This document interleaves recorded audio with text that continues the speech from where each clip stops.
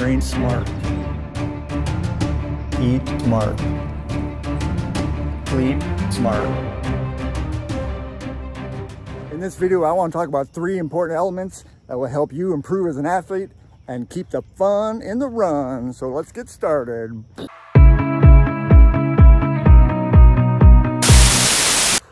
Oh, but wait, I forgot to do something. Lord, bless every person that watches this video and help us become better runners. In your name I pray, amen. What are we eating today, Heidi?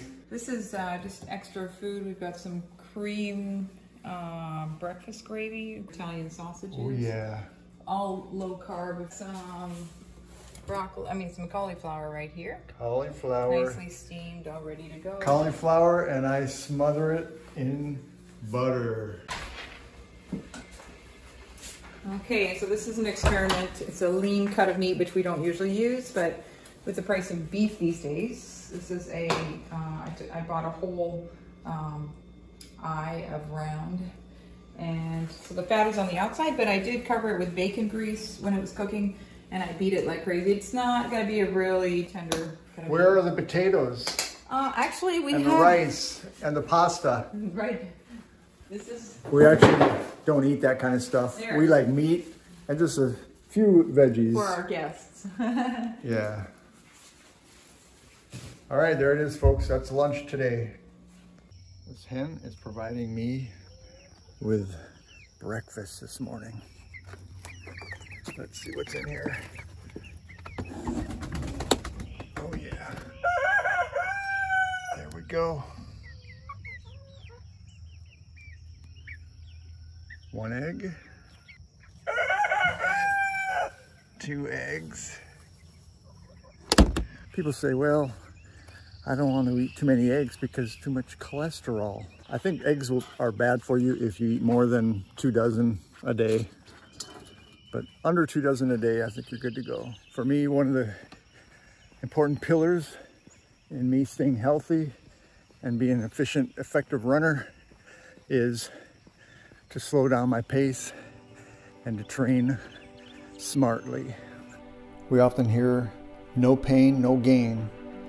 Well, sometimes overtraining can become the Achilles heel. One thing I've learned over the years is to listen to my body. If I'm feeling overworked, if I'm feeling exhausted, I'm going to back off on a training day. Strength training, CrossFit is important sometimes on those days that you're not running.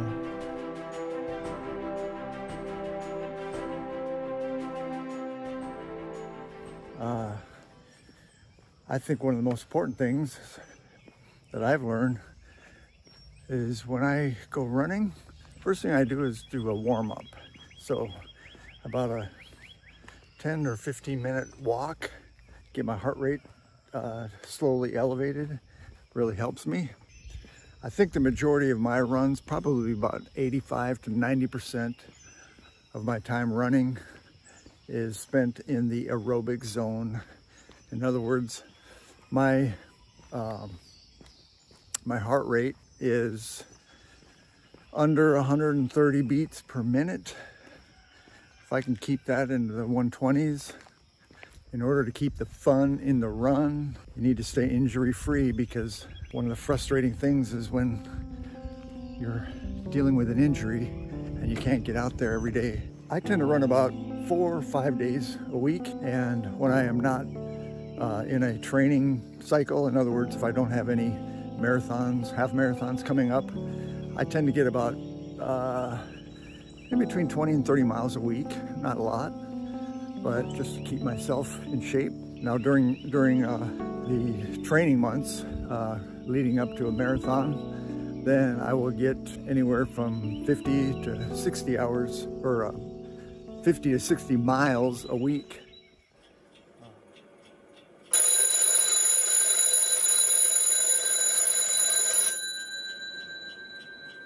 You need to sleep smart. So this is one of the important pillars in living a quality, healthy, fit life.